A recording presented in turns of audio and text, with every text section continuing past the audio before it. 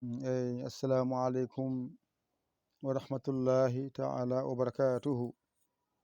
Bandiraɓe sehilaɓe jangiyankoɓe, en garti e alluwal men ngal ɗo hande. Ngal ɗo alluwal karfeje hijjo jangunɗen ɗe e limtongo ɗo woni lawol muɗum. Jangde ko ma mbawa limto, mbawa hijjo, jangde ma yaawa. Kono sa wawa limto, a wawa hijjo, andu jangde ma leelat.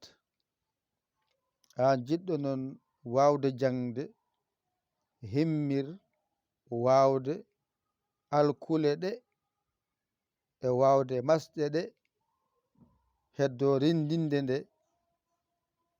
Wadde hande ko arde siftindema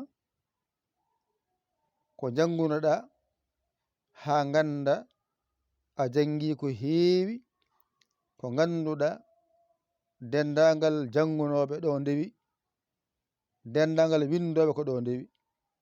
Kala bindowo koma ara ha ɗo luɓoɗo alkule nawa windoya ko yiɗi windude ko. Kala bindaɗo sena janga koma ara e ɗeɗo alkule nde janga. Jonon an jangowo alay sago nana ko janginowo mo haalantuma ko. Janginowo jogi ko ɗemgal e jungo. An jangowo jogiɗa ko noppi e gite. An jangowo jogiɗa ko noppi e gite. Ceerno janginowo mo jogi ɗemgal e jungo. Jungo windata, ɗemgal haalata. Wadde so ɗemgal ngal faye haalde, woni ceerno o, an almudo gadda noppi ma keɗoɗamo. Kanko ceerno so faye windude ko windirta jungo, anne gadda gitema kuccita e ko windata ko, so windi janga paama. Ndeno mi tonganma ɗum, ceerno jogiti ko ɗemgal woni ko haalirta, almudo ko jogiti nande ko toon haalaka rewata yettoma. Ceerno jogiti jungo, jungo windata, almudo ko jogiti gite o ndaara ko windete ko, so gayni o faama. Jonon ngal ɗo alluwal ala ko woni e maggal komi hollanoma wade ndargal no moƴƴi. A ndaari ƴetta ɗemgal ma ñemtina ceerno ma no wiyanno ni mbiya noon. Sa gayni ƴetta kuɗol ñemtina ceerno ma no waɗatno ni bindol. Wadde mbeɗena haala heɗa ko kalanmi ko, kuccita hen ndaara. Ɗemgalam ngal so faye haalde, noppi ma keɗo.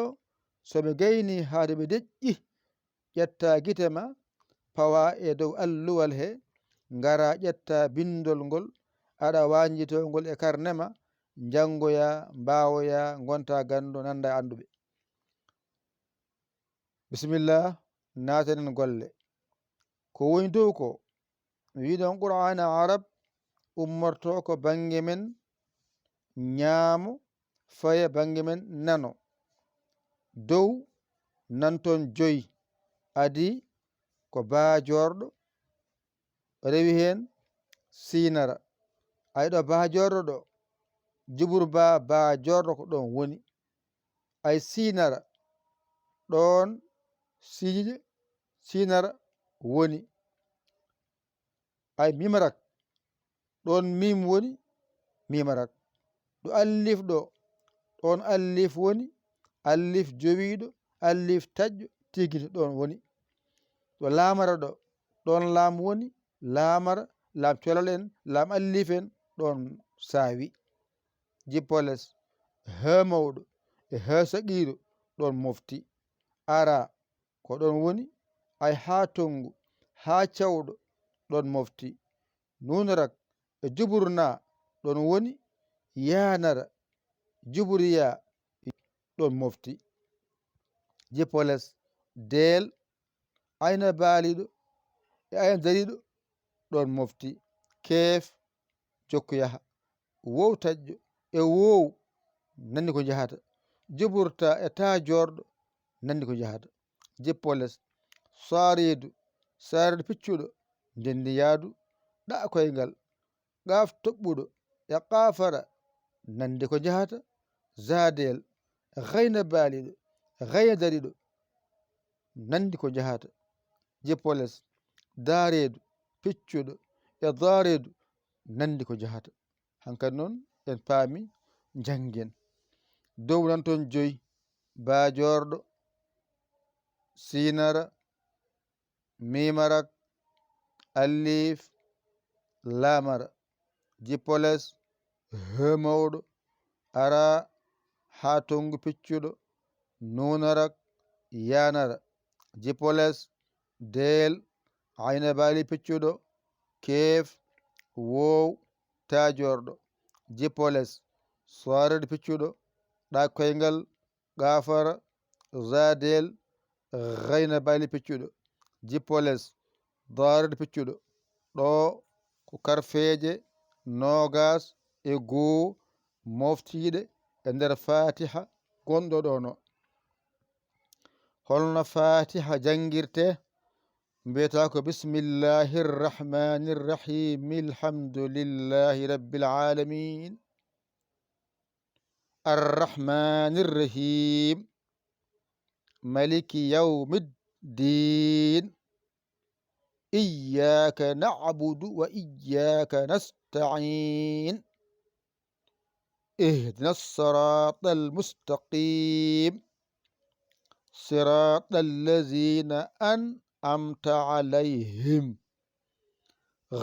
غير المغضوب عليهم ولا الضالين gasi ɗeɗo karfeje noon bindira fatiha ma gonɗo no ay karfeje ɗe koɗe nogas e jeetati wadde fatiha jinganima a nawanima hen karfeje nogas e goo ɗeɗo jangoyten hankkadi eɗen ndendinoya ɗo ko ganda ko jangoyten ko yaltani karfeje men nogas e jeetati ɗe ɗum ɗo woni jangde heddi ko karfeje jeeɗiɗi ɗen mi holli on mi haalani on ɗe ko fajorɗo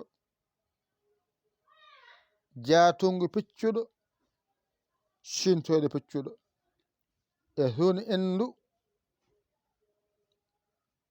zakoyngal hatongu piccuɗo zayyin ɗeɗo jeeɗiɗi goni ngala e fatiha so rondinama noon wontan nogas jeetama ɗe fof ne jangiɗe deke jangde men joni yaawa so ɗiggi noon an majjiɗaɗo ya youtube to nan toon moftani en youtube jahata sa windi toon dental diine poɗa di o diine tv tan jiya on saha naata hen ɗo winda abone ɗo piya hen adda ko wayno hulde ni piya hulde nde bindol dowgol piya tan gasi a naati hen jahaɗo winda vidéo ɗo kala vidéo mo jangguino ko adiɗo ha sakkiti nanto moftanima an jeeyi ƴetta jangira jam jam